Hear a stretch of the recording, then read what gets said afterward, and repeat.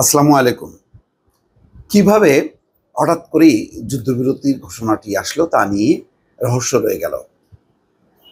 ইরানের পররাষ্ট্রমন্ত্রী যখন ক্রেমলিনে, ঠিক তার পরপরই আহ, এবং রাশিয়া যখন তীব্রভাবে নিন্দা করলো এবং বলল যে ইরানের পাশে আছে, তার পরপরই ঘটনা বা বলা যায় কয়েক ঘন্টার ব্যবধানেই ইরান হামলা চালালো ইরাক এবং কাতারের মার্কিন ঘাঁটিতে। তারপরেই সিচুয়েশন রুমে সেই ডোনাল্ড ট্রাম্প বসেছিলেন তার পরিষদ নিয়ে। তারপরেই ঘোষণা হলো যে যুদ্ধবিরতি। প্রথম দিকে ইরান বলেছে যে তারা এখনো এই ঘোষণা পায়নি, অর্থাৎ কিছুটা সময় ক্ষেপণ করেছে। কিন্তু ডোনাল্ড ট্রাম্প সবার আগে কিন্তু ঘোষণা করেছে। ঠিক মনে আছে আপনাদের, ভারত পাকিস্তান যুদ্ধের সময়ও কিন্তু যুদ্ধবিরতির ঘোষণা করেছে ডোনাল্ড ট্রাম্প সেই ওয়াশিংটন থেকে। এই ক্ষেত্রেও তাই হলো, অথচ মার্কিন যুক্তরাষ্ট্র নিজে এই হামলায় শরিক হয়েছে, তারপরেও তিনি ঘোষণা করছেন। তো কিভাবে হলো? ডোনাল্ড ট্রাম্প নিজে বলছেন ইসরায়েল ইরান প্রায় একই সাথে এসে বলেছিল শান্তি। অথচ এমন না যে মার্কিন যুক্তরাষ্ট্র এই হামলা থেকে বাইরে ছিল, সেও পার্টিসিপেট করেছে, ইসরায়েলের পক্ষেই বলা যায়।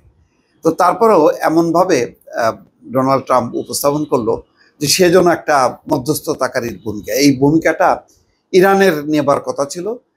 সবাই মনে করছিল যেভাবে সংঘাত ছড়াচ্ছে তাতে ইরান বা চীন হয়তো মধ্যস্থতা করবে, কিন্তু রাশিয়া এবং চীন কিন্তু দূরেই থাকলো, তারা কিন্তু মধ্যস্থতায় আসলো না। শেষ পর্যন্ত ডোনাল্ড ট্রাম্পই ঘোষণা করলেন এবং একে একে দেখা গেল যে ইসরায়েল, তারপরে ইরান একটু সময় নিয়ে যুদ্ধবিরতির কথা বলল। এখানে খবরে বলা হচ্ছে, বিবিসির খবর বলছে যে ইসরায়েল এবং ইরান প্রায় একই সাথে তার কাছে এসেছিল এবং বলেছিল শান্তি। এই মুহূর্তে আমি জানতাম এখন সময়। ট্রুথ সোশ্যালে একটি পোস্টে লিখেছেন মার্কিন প্রেসিডেন্ট ডোনাল্ড ট্রাম্প। তিনি যে যুদ্ধবিরতি ঘোষণা করেছিলেন তার কথা উল্লেখ করে ট্রাম্প বলেন, বিশ্ব এবং মধ্যপ্রাচ্যই আসলে জয়ী। উভয় জাতি তাদের ভবিষ্যতে অসাধারণ ভালোবাসা, শান্তি এবং সমৃদ্ধি দেখতে পাবে। মানে একটা মহা দার্শনিক হিসাবে তিনি এখন বক্তব্য রাখছেন ডোনাল্ড ট্রাম্প। তিনি যে যুদ্ধবিরতি ঘোষণা করেছিলেন তার কথা উল্লেখ করে ট্রাম্প বলেন, বিশ্ব এবং মধ্যপ্রাচ্যই আসলে জয়ী। ইরান বা ইসরায়েল কেউই প্রকাশ্যে যুদ্ধবিরতি মেনে নেয়নি, প্রকাশ্যে নেয়নি। যদি ইরান ইঙ্গিত দিয়েছিল যে ইসরায়েল ইরানে হামলা বন্ধ করলে তারাও ইসরায়েলে হামলা বন্ধ করবে, আর ইসরায়েল দাবি করেছে ইরানের দিক থেকে নতুন ক্ষেপণাস্ত্র হামলা হয়েছে।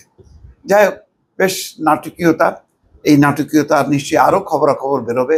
আসলে কিভাবে এই যুদ্ধবিরতির বিষয়টি আসলো, কেন আগাম সতর্ক সংকেত দিয়ে ইরান ক্ষেপণাস্ত্র ছুড়ল কাতার এবং ইরাকে, এবং সেটি আবার মেনেও নিয়েছে এবং ধন্যবাদ জানিয়েছে। কালকে খুবই নাটকীয়তা যে হামলার পরপরই ইরানকে ধন্যবাদ জানিয়েছে, যে মানে এই এতে খুবই সামান্য ক্ষয়ক্ষতি হয়েছে, এতে তারা কোনো কিছু মাইন্ড করছে না।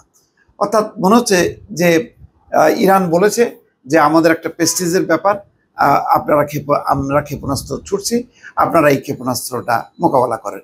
এবং তাই হয়েছে। কোনো ক্ষেপণাস্ত্র লক্ষ্যবস্তুতে আঘাত এনে আমেরিকার বড় ধরনের ক্ষতি হয়েছে তা কিন্তু না। এই পুরো যুদ্ধে যদি ক্ষতি বলা যায় তাহলে সবচেয়ে বড় ক্ষতির শিকার হয়েছে ইরান। নিঃসন্দেহে তারা প্রথম রাতেই মানে সেই 13 তারিখে, এটা শুক্রবার, মানে 20 জন সামরিক কমান্ডার, ঊর্ধ্বতন 6 জন পরমাণু বিজ্ঞানী এবং তারপরে আরও 2-3 জন, মানে এই ক্ষতি মানে কোনো যুদ্ধের এই অবকাঠামো ক্ষতির সঙ্গে তুলনা করা যায় না। সেই তুলনায় ইসরায়েলের একজন বড় কোনো জেনারেল বা কর্মকর্তা কেউ কিন্তু মারা যায়নি।